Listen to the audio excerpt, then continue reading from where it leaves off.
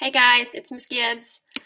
I wanted to give you a quick video walkthrough of your assignment in our Inventions unit for this week. I know sometimes it's a little easier to hear it talked through instead of just reading all of the directions. So I'm going to really quickly go through this hyperdoc with you so you understand what your assignment is for this week. But then if you still have questions for me, you can still post your questions up on the Google Classroom.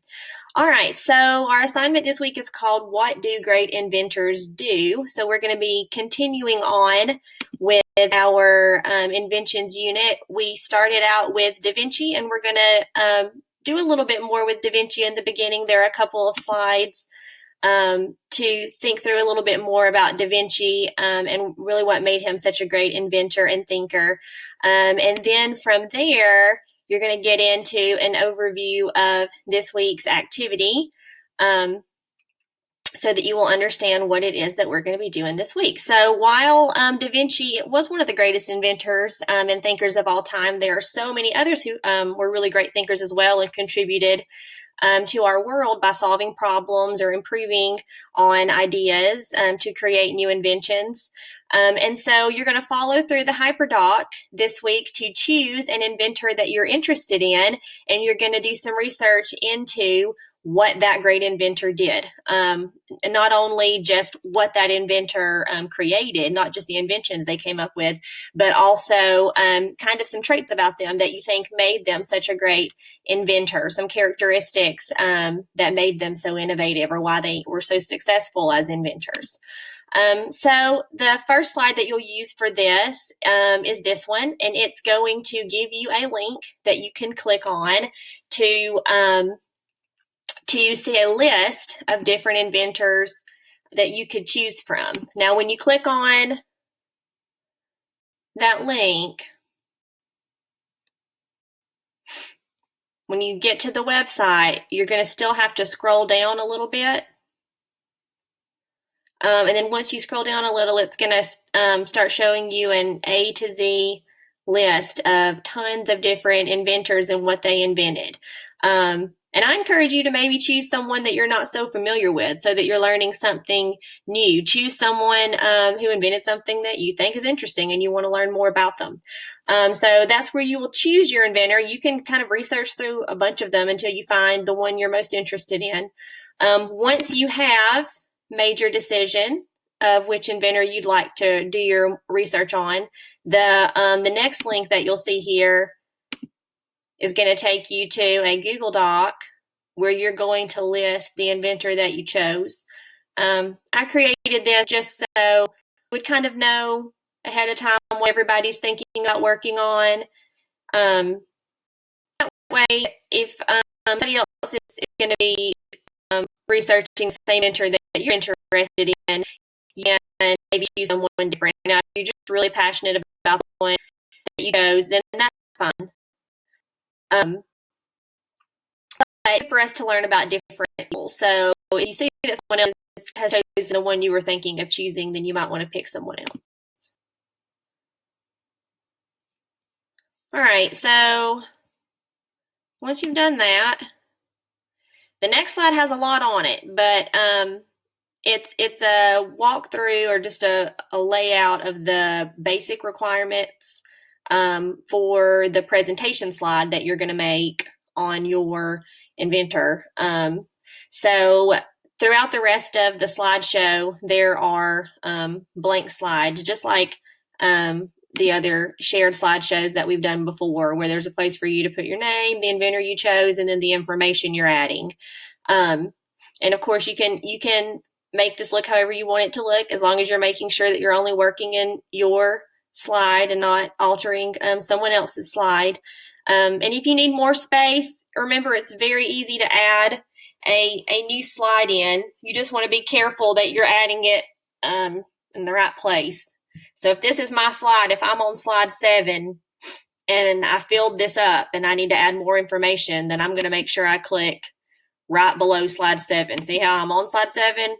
And when I click below slide 7, there's a little line down there to show that that's where I have selected. And then I will hit a plus sign, and then that's going to give me a new slide in there. Okay. You also have a reference slide. So there's your presentation slide. You can add more if you need. And then at the end of your presentation is a reference slide. You guys are going to make sure that you're recording your references, the sources that you use to get your information. Remember, research is all about looking into different sources to find new information. You might have some good basic information on this inventor, but the point of a research project is to get new information. So we should be seeing information that you're gaining from these sources, not just what you think you already have in your head. So you should choose at least 3 different sources. And they should be either websites, books, videos, or any combination of those. I mean, it's fine if all 3 are websites, but it should be 3 different sites that you've gotten good pieces of information from.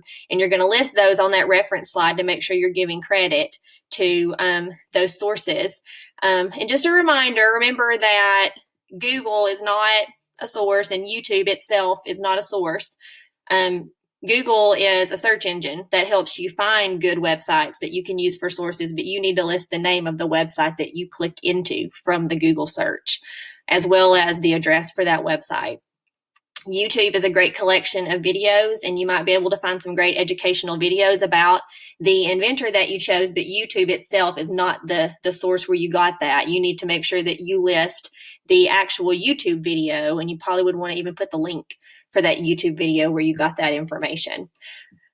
With that too, remember that this is your research, so you need to make sure that if you're finding great information that you're rewording that yourself. You're saying it, you're restating it as if you were telling someone what you learned from that information. You shouldn't be copying and pasting information because that is plagiarism. So you want to make sure that you're not doing that. All right, so some bare minimum requirements for your slide. These are just some very basic things that you should include in your slide after you've done some really great research, done some Google searches, and found some great information on your inventor. These first 3 bullets are the bare minimum, the basic expectation. So you would have a brief background of this inventor, so kind of like their childhood, where they were from, just some basic information about who they are. You're going to have the great accomplishments of this inventor, what they invented or improved, and then also the traits that you believe helped this person become a great inventor. That's really the whole point of this assignment, is we want to know what do great inventors do, so that as we move forward as inventors, we can do those same things. We want to try to emulate those great traits and characteristics that we found in the great inventors that we researched. So that's the bare minimum. But we know we're not bare minimum people, and we don't like to settle for just good enough. So here's what we're going to do to make our presentations even more awesome. Some ideas. You might want to add some more interesting, strange, or quirky facts about your inventor. It's always great to put something in there that will catch the attention of your audience. Also, maybe pictures of your inventor or their inventions. And anything else that you can come up with that you think would make your presentation a little bit more interesting for those of us who are going to be viewing it. So that's how we're going to make it a little bit better. Make sure you're always challenging yourself to make whatever you create the most awesome it can be. So this is our assignment in our inventions unit for this week. So it will be due Friday. I'm sure that others will be looking in at what you found and looking over your findings. And you might even be adding a comment to someone's slide about what you found really interesting, but make sure that you're not editing someone else's slide. Okay, so that should pretty well explain what we're going to be doing for our assignment this week. But again, if you do have any questions, you can always post questions on Google Classroom in the comments underneath the assignment. Good luck, guys. I can't wait to see what you create.